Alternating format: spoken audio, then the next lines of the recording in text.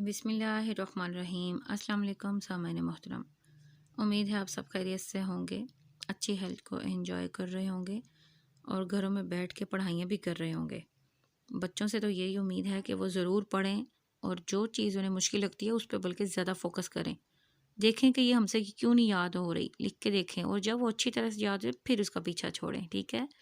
اس وقت کو ضائع مت کیجیے گا، بے شک چھٹیاں ہیں لیکن آپ لوگ سمجھیں کہ بس ہم نے سارا کچھ یاد کر لینا ہے۔ آج ہم فاطمہ بنت عبداللہ کا 3rd پارٹ دیکھیں گے، چونکہ ذرا طویل نظم ہے اور پہلے اس کے ایک حصے میں تشریح کروائی گئی، پھر دوسری ویڈیو میں نے اپلوڈ کی جس میں تشریح کروائی گئی، اور آج ہم باقی کی تشریح دیکھیں گے، پھر اس کے سوال جواب بھی دیکھیں گے۔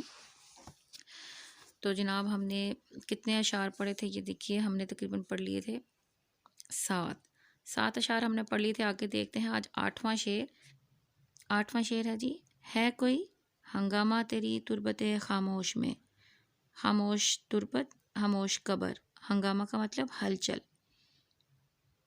پل رہی ہے ایک قوم تازہ اس آغوش میں، قبر کو آغوش کہا گیا ہے یعنی کہ گود، قوم تازہ نئی قوم، پل رہی ہے، بن رہی ہے، جوان ہو رہی ہے۔ اب دیکھتے ہیں اس شعر کی تشریح۔ معلوم ہوتا ہے کہ تیری خاموش قبر میں ہنگامہ برپا ہے اور تیرے پہلو میں ایک نئی قوم پل رہی ہے۔ شاعر مشرق علامہ محمد اقبال ملت اسلامیہ کی بہادر بیٹی فاطمہ کو خراج تحسین پیش کرتے ہوئے کہتے ہیں کہ اے قوم کے لیے قابل رشک بیٹی، تیری قبر خاموشی کا مرکز بن چکی ہے، لیکن مجھے پختہ یقین ہے کہ تیری قبر کے اندر خوب رونق لگی ہوئی ہے۔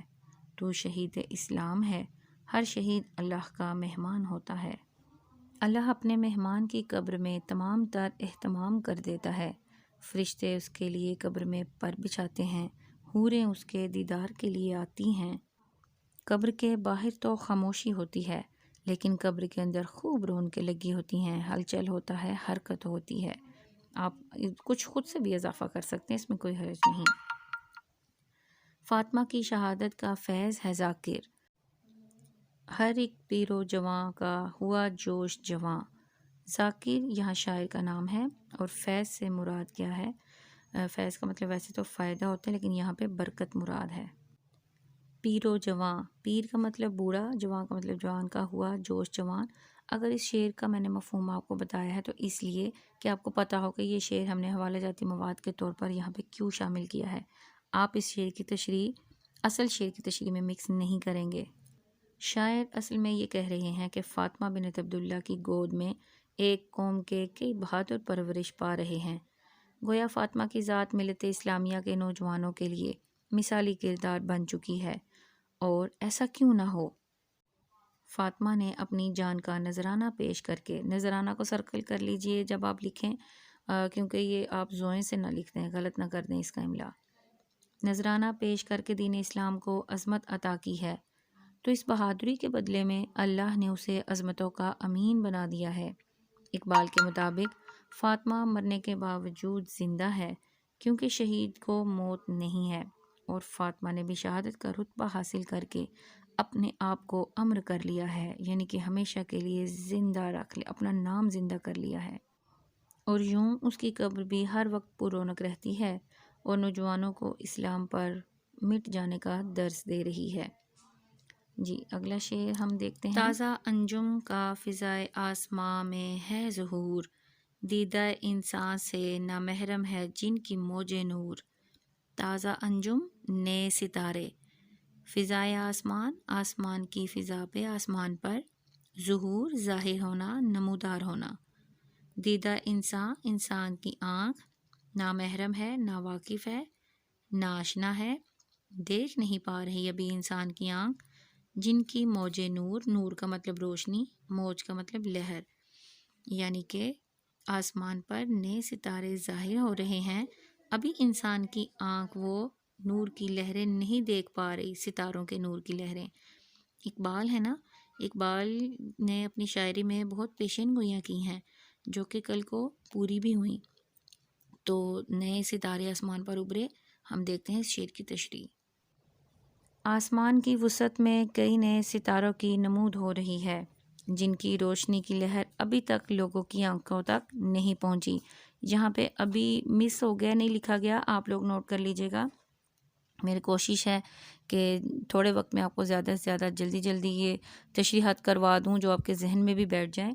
آپ میرے چینل پر نئے ہیں تو سبسکرائب ضرور کیجئے. ہم آگے دیکھتے ہیں جی تشریح. شاعر مشرق حضرت علامہ اقبال ملت اسلامیہ کی عظیم دختر کو خراج تحسین پیش کرتے ہوئے کہتے ہیں کہ دختر کا مطلب ہوتا ہے بیٹی، کہ اللہ تعالیٰ آسمان کو زینت بخشنے کے لیے ہر روز نئے ستارے پیدا فرماتا ہے. فاطمہ بنت عبداللہ کی شہادت کی خوشی میں کائنات کے خالق نے آسمان کو نئے ستاروں سے بھر دیا ہے تاکہ زمین والے بھی آسمان کی طرف دیکھنے پر مجبور ہو جائیں. اوپر سے 2 لائنیں چھوڑ کے نیچے تیسری لائن میں آئیے، مجبور ہو جائیں، کہ آج بنت اسلام نے شہادت پائی ہے. بنت کا مطلب بھی بیٹی، بنت اسلام، اسلام کی بیٹی نے شہادت پائی ہے. اللہ نے اس کے استقبال کے لیے آسمان پر چراغاں کا منظر پیش کر دیا ہے. نئے ستارے جو روشنی پھیلا رہے ہیں، اس کا مطلب ہے کہ چراغاں کیا ہے اللہ تعالیٰ نے. ستارگان فلک اور شمس و ماہ تمام چمک رہے ہیں تیرے خون کی حرارت سے. یعنی کہ آسمان کے ستارے، شمس کا مطلب سورج، اور ماہ تمام مکمل چاند. آسمان پر جتنی بھی چمکنے والی چیزیں ہیں نا، وہ فاطمہ کے خون سے حرارت پا کر چمک رہی ہیں. چلے جی، دوسرے مصرعے میں شاعر بیان کرتے ہیں کہ ان ستاروں سے نکلنے والی نور کی روشنی اور ان کی شدت سے انسانی آنکھ ناآشنا ہے، کیونکہ ان ستاروں کو معلوم نہیں ہے کہ انسان اللہ کی بہترین تخلیق ہے. اور جب یہ بہترین تخلیق اللہ کے راستے میں بہترین عمل اختیار کرتے ہوئے جام شہادت نوش کرتی ہے تو اس کی آنکھوں میں جو عجیب چمک دیکھی جاتی ہے، ستارے بھی اس نور، روشنی، چمک سے محروم رہتے ہیں. جی، اس پیراگراف میں آپ اوپر سے 2 لائنیں چھوڑیے اور پھر دیکھیے کہ چمک سے محروم رہتے ہیں. لکھا ہوا اس کے آگے، شہید کے بدن سے گرنے والے خون کے ہر قطرے کے بدلے میں اللہ تعالیٰ ایک نئے ستارے کو روشنی اور نور عطا کرتا ہے.